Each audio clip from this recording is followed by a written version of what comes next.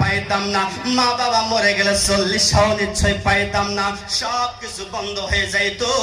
ইমাম হুসাইন বলে যায়, নানার উম্মতেরা শুনে শোনো, কিয়ামত পর্যন্ত যত নানার উম্মতেরা জন্ম নেবে আসবে, সবাই শুনে রাখো, শুনে রাখো।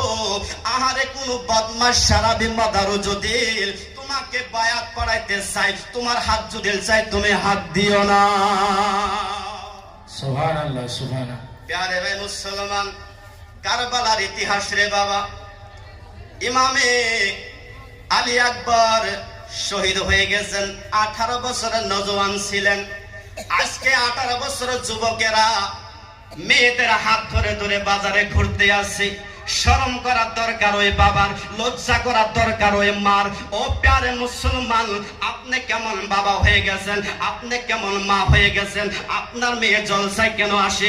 ও প্যারে মুসলমান, আপনি কেমন মা হয়ে আপনার সন্তানকে জন্ম দিলেন? ও প্যারে মুসলমান, আপনার সন্তান আপনার কথা শুনে না, কারণ একটাই কারণ রে বাবা, আপনি আল্লাহর হুকুম মানেন না, আপনার সন্তান আপনার হুকুম মানে না। যদি আপনি আল্লাহর হুকুম মানতেন, আমি যদি আল্লাহর হুকুম মানতাম, আপনি আমার সন্তানরা আমাদের হুকুম মানতো।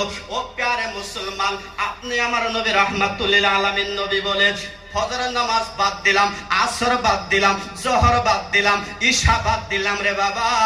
আমার নবী বলেছে যে বাবা যে মা নাকি মাগরিব